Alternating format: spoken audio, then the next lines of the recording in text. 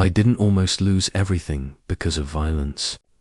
There was no explosion, no scream, no crash loud enough to wake the desert.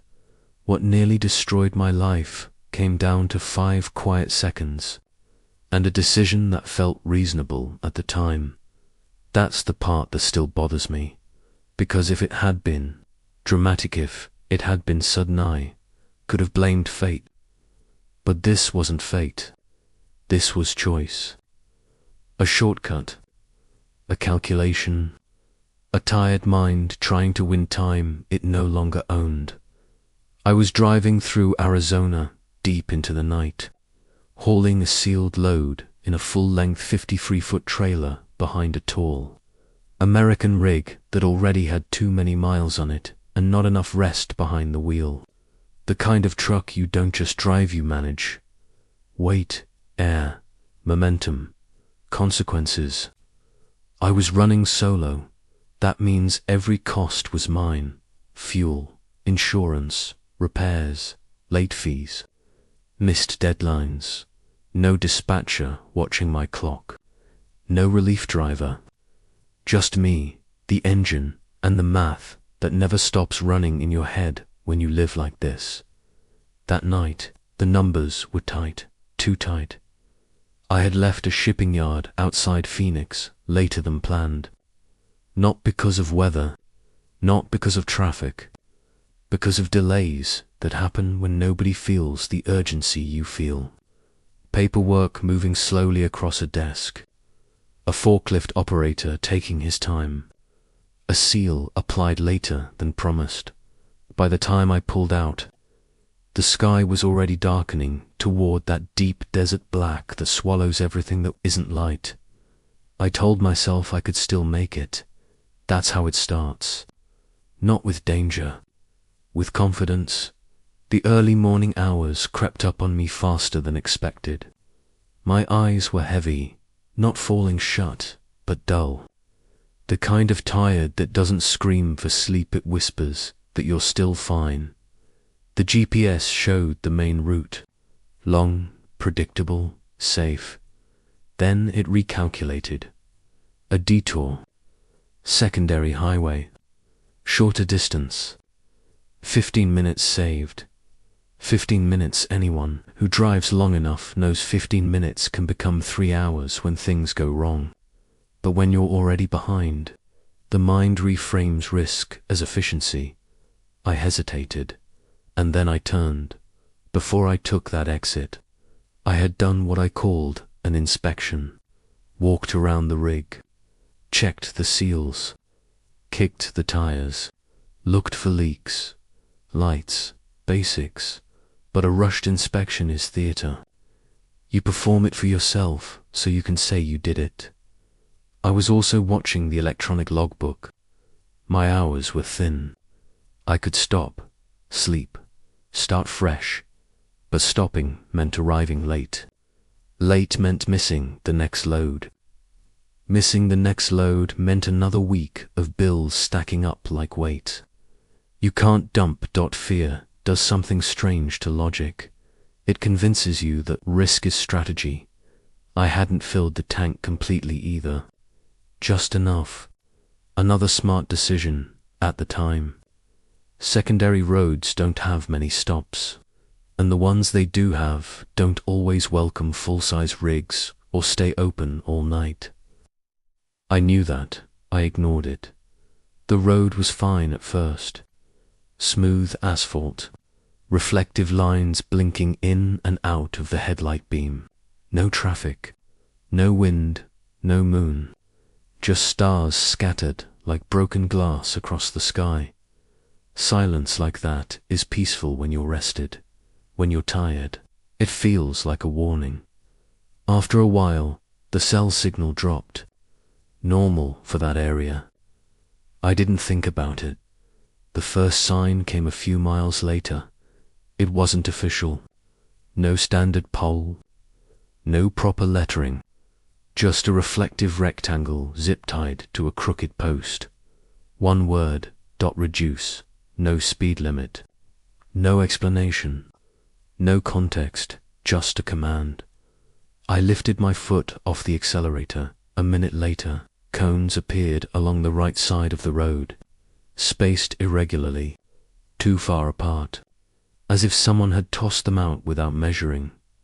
The shoulder narrowed, almost vanished. That was the moment I should have turned around. But turning a long trailer on a narrow lit road is a gamble of its own. Jackknife risk. Soft ground. No room. I told myself it was construction, or clean up, or a job left half finished, but nothing matched.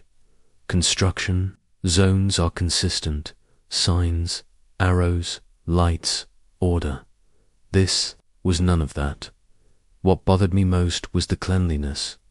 No skid marks, no disturbed dirt, no evidence anyone had actually stopped here. It looked like a scene assembled to appear normal for just long enough to pass. I kept going. I always keep going one stretch too far. The radio was low, mostly static. Then I heard a hiss. Quick, intentional, like someone tapping a transmit button without speaking. Interference happens, but not like that. Not out there. I turned the volume up. Nothing. The road dipped slightly. Curves tightened. And then I saw light, amber, low, flashing the first human signal I'd seen in nearly an hour. A pickup truck sat angled across part of the lane. Hazard lights blinking unevenly. No one visible. I slowed and stopped at a distance. I didn't turn off the engine. Running engine means air, pressure, power, options. I didn't roll down the window either.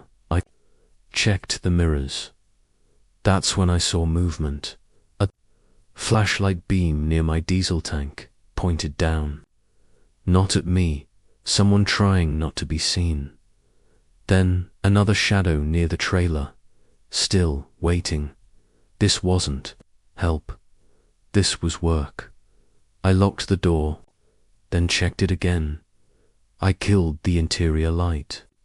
Left only the dashboard glow. They wanted control. Not noise, not force. I felt a tap on the fender. Light, testing. They were deciding where I would finally stop. That stretch of road was perfect. No shoulder. No witnesses, no traffic. I didn't honk. Horns mean panic instead. I killed the headlights for a second, then turned them back on. A signal, I'm awake. I see you. The shadow near the tank pulled back.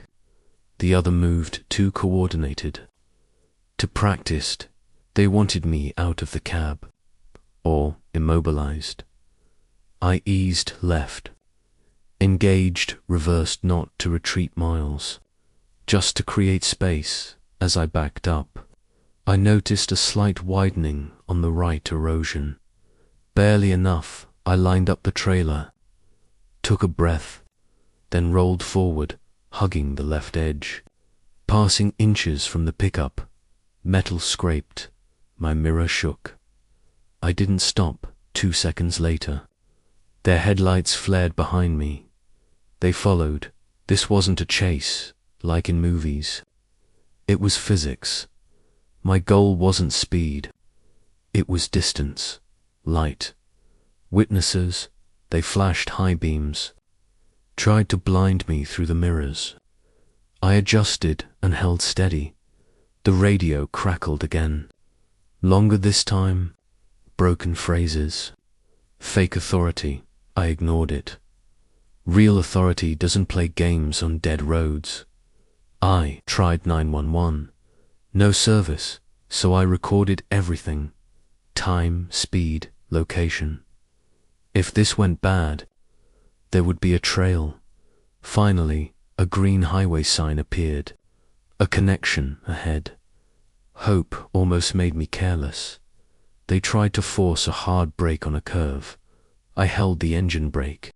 Stayed smooth. When I reached the main road, I didn't stop immediately.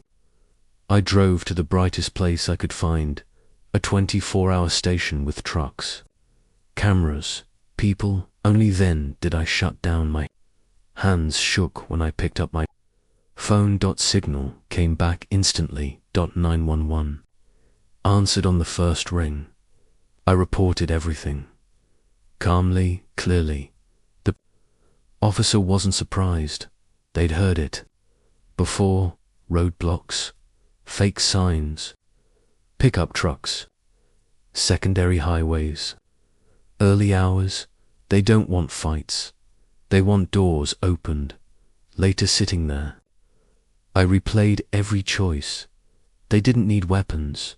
They needed fatigue. They needed impatience. They needed someone willing to save 15 minutes. I left with a damaged mirror, a scratched trailer, and a lesson that won't fade. Road crime doesn't look like danger. It looks like convenience. And the road doesn't forgive the tired.